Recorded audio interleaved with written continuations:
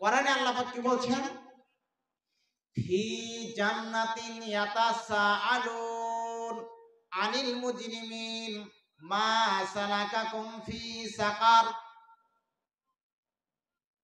জাহান্নাম আর জান্নাত, জান্নাত উপরে আর জাহান্নাম থাকবে নিচে।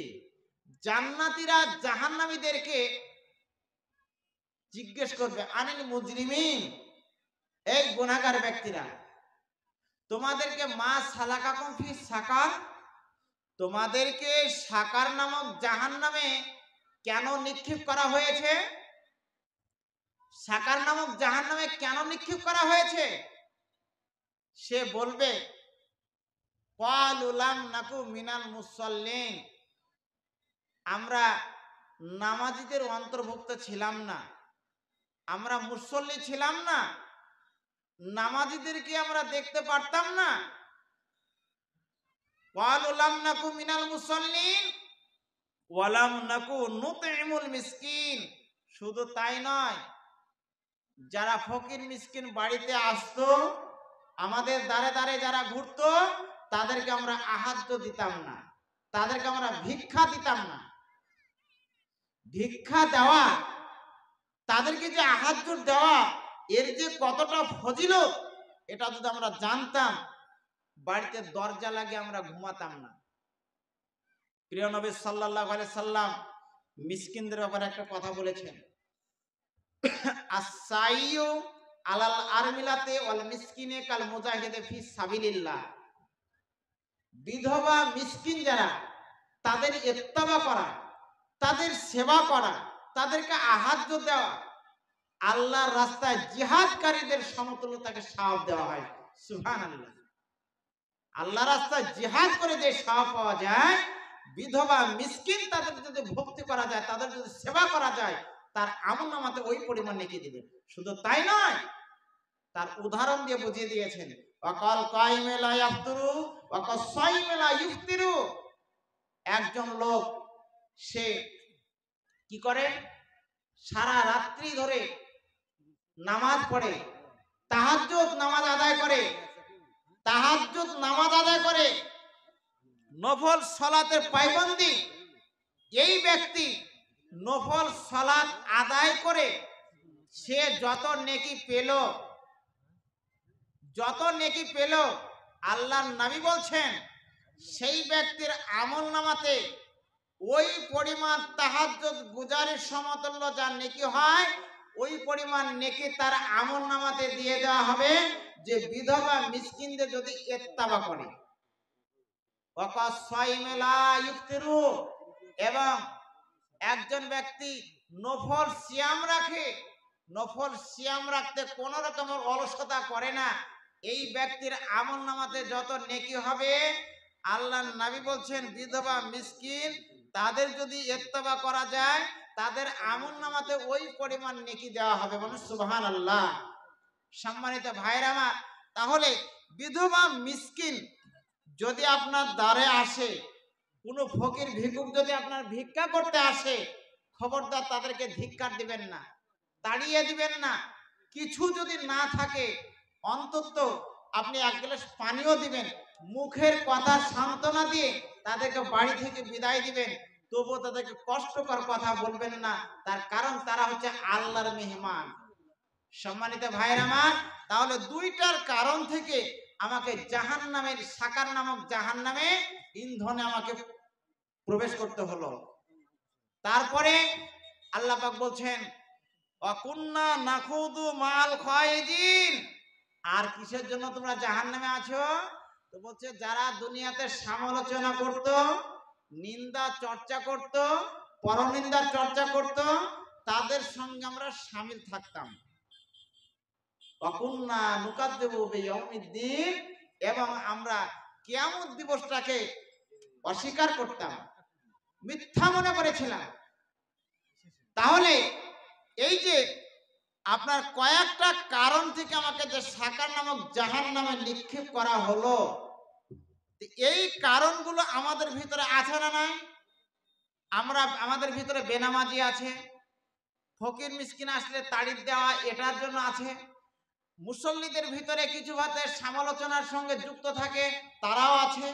অনেকে বলছে মানুষ মারা গেলে পরে কবরে পুঁতে থুয়ে আসবে, হিসাব নিকাশ কিচ্ছু হবে না, এরকম বিশ্বাসী মানুষ আছে। তাহলে সার্বিক দিকটাতে আমরা শামিল হলাম। আল্লাহ পাক বলছেন ফাওয়াইলুল লিল মুসাল্লিন, ফাওয়াইলুল লিল মুসাল্লিন, মুসল্লিদের জন্য ওয়াইল নামক একটা ভয়ানক জাহান্নাম। সুবহানাল্লাহ, ওয়াইল নামক জাহান্নাম কত ভয়ঙ্কর! এটা শুধুমাত্র মুসল্লিদের জন্য, এটা শুধুমাত্র মুসল্লিদের জন্য। কোন মুসল্লি? আল্লাযীনা হুম আন সালাতিহিম সাহুন, যারা তাদের নামাজ সম্পর্কে উদাসীন। নামাজ সম্পর্কে যাদের উদাসীন, সেই সমস্ত মুসল্লিদের জন্য ওয়াইল নামক একটা জাহান্নাম। আল্লাহু আকবার, কত ভয়ঙ্কর! আরো যে 6টি জাহান্নাম আছে, সেই 6টি জাহান্নামে আল্লাহর কাছে পানাহ চায় যে আল্লাহ এই ওয়াইল নামক জাহান্নামে খবরদার কাউকে দিও না। সম্মানিত ভাইরা আমার, তাহলে মুসল্লিদের জন্য, যারা ভালো করে রুকু করতে জানলো না, সিজদা করলো না, তাদের জন্য যদি ওয়াইল নামক জাহান্নাম হয়, যারা একেবারে নামাজ পড়ে না, আপনি বলেন যে তাদের জন্য জাহান্নামটা কত ভয়ঙ্কর হতে পারে, কত গভীরতা হতে পারে। সম্মানিত ভাইরা আমার, আচ্ছা আরেকটা জিনিস আপনাকে বলি, ধরেন এই জায়গায় একটা মানুষ আমাকে ধরুন, আমি মার্ডার হয়ে গেছি, বা যে কেউ হোক আমাকে মার্ডার করেছে, বা আমি নিজে আত্মহত্যা করে আমি এই জায়গাটা আছি। থানার বেলডাঙ্গা থানার পুলিশ আসবে, পুলিশ আসার পরে তদন্ত করবে যে নিজামুদ্দিন এই রাত্রি 8টার সময় এই জায়গায় যে মার্ডারটা হয়েছে, ডেড বডিটা পড়ে আছে, তো বাড়ির আশেপাশে কাউকে একটা কিন্তু সাক্ষী বানাবে, কেউ কি দেখেছো, এবার সাক্ষী কিন্তু হয়। তো এই সাক্ষীটাকে একদিন কিন্তু বিচারে কাঠগড়াতে দাঁড় করানো হবে, বলবে যে অমুক জায়গায় দরিয়াপুর মসজিদের পাশে নিজামুদ্দিন ডেড বডি পড়েছিল রাত্রে 8টার সময়, তো লোকটা কিভাবে মার্ডার হয়েছে বা কে মার্ডার করেছে তোমরা দেখেছো? বলবে স্যার আমি বাড়িতে ছিলাম না, আমি জানি না কখন কোন সময় মার্ডার হয়েছে। তো হাকিম কি বলবে? বেটা তুমি দেখোনি, জানো না, তাহলে তুমি সাক্ষী কিভাবে হয়ে গেলে? তাহলে সেই সাক্ষী কিন্তু গ্রহণযোগ্য নয় দুনিয়াতে। তার মানে না জেনে কেউ যদি সাক্ষী দেয়, আমি আপনাকে বোঝাতে চাইছি, না জেনে না বুঝে যদি কেউ সাক্ষী দেয়, তাহলে সেই সাক্ষীটা দুনিয়াতে কিন্তু সেটা গ্রহণযোগ্য নয়।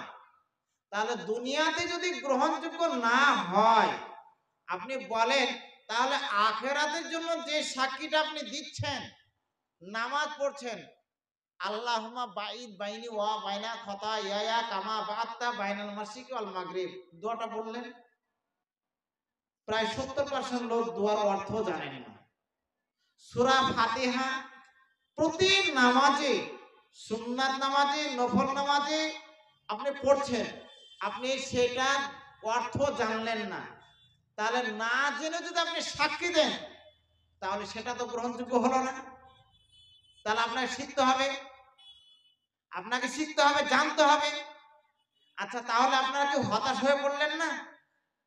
তাহলে আমি যে নামাজের দোয়াগুলো মুখস্থ আছে আরবি ভাষায় জানছি, কিন্তু তার অর্থ জানলাম না, তাহলে অর্থ যদি না জানি তাহলে কি আমার নামাজ হলো না? তাহলে কি আমি নেকি পাবো না? জি না, হতাশ হওয়ার কোনো কারণ নেই, নেকি পাবেন, নেকি পাবেন, নামাজ কবুল হবে। কেন কেন হবে? দেখবেন কোরআন মাজিদে কতগুলো শব্দ আছে, সেই শব্দটা কি? আলিফ লাম মিম যালিকাল কিতাব, একটা শব্দ নাই? আলিফ লাম মিম কাটা কাটা অক্ষর, এর কিন্তু মানে পাওয়া যায় না। কফ, কফ, ইয়াসিন, এই যে কাটা কাটা শব্দগুলো আছে, এই শব্দ কিন্তু মানে পাওয়া যায় না।